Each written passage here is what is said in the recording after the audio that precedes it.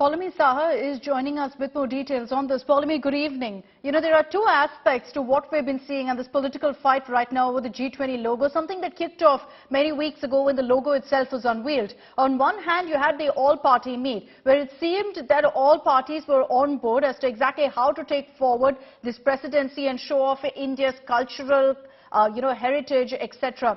But on the other, you have all of these political parties then coming out and making statements like this.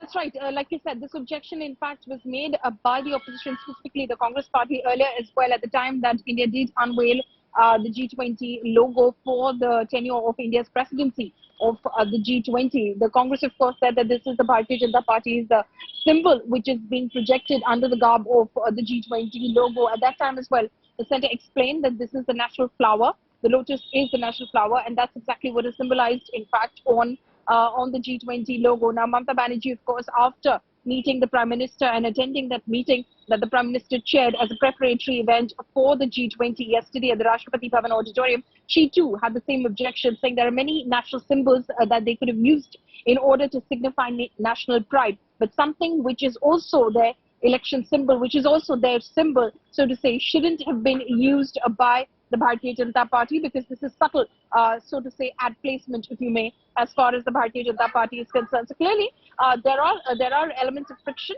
as far as political parties and leaders are concerned. Vis-a-vis, of course, there are parties who are, of course, talking about the fact that India has only assumed rotational presidency of the G20. This is only procedural, but the Prime Minister and the central government are making it out to be a much more bigger deal than it is. Of course, the Prime Minister, of course, has sought everyone's cooperation at that meeting yesterday and said that this is about national pride. This is about being on the same page and showcasing, like I said, to the world. Foreign dignitaries and delegates will be visiting India through the year, that India has such a rich cultural heritage and everything that India has achieved in the last 75 years of independence. This is our opportunity to, in fact, showcase that pride in our nation. All right.